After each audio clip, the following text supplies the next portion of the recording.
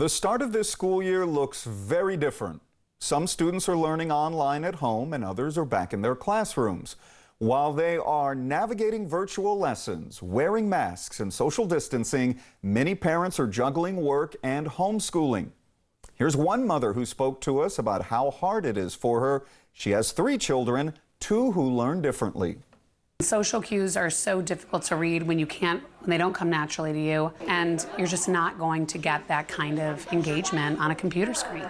It has been just tricky to get them to sit in front of the computer and do the work.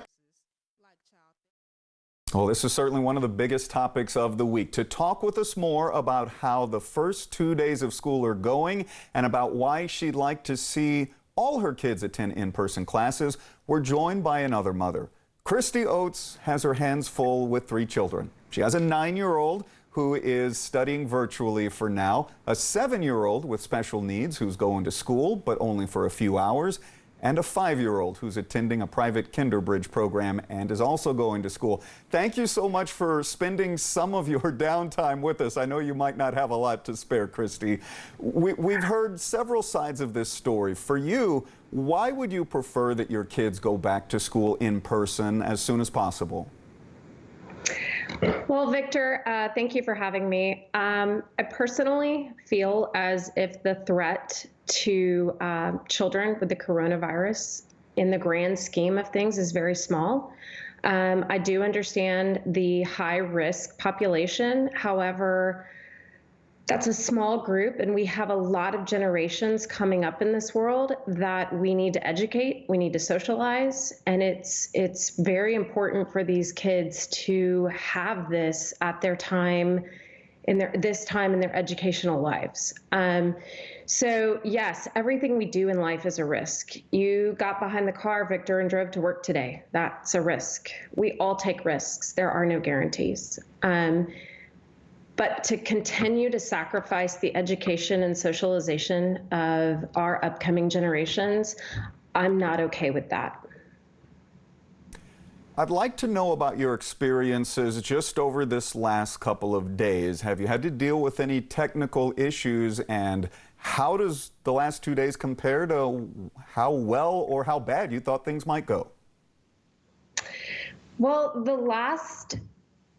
my 3 kids are all over the spectrum, so to speak.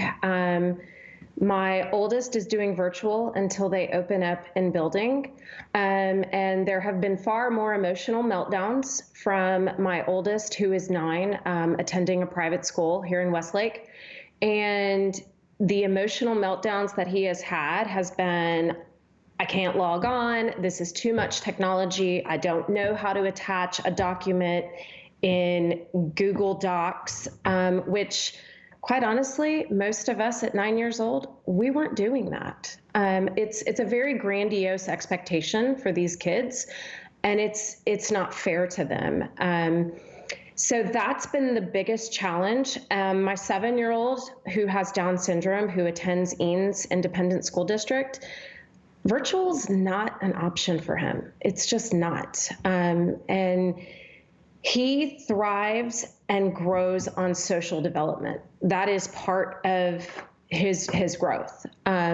So seeing his teacher on an iPad, yes, he will engage, but you're going to lose him very fast, and it's very meaningless. And my 5-year-old going in school has been a blessing. The technical challenges, it's not been, I can't connect. It's been, this is too much, and it is too much. It's not fair.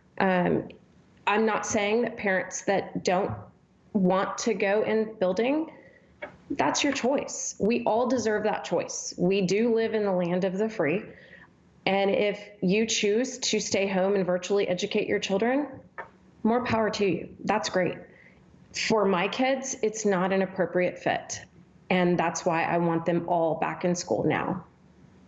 Well, we know that it's a lot to juggle, both for you and for the people at the schools, and wish you the best of luck. Thank you so much for sharing your story with us, and we will certainly hope for the best. Thanks again for being with us.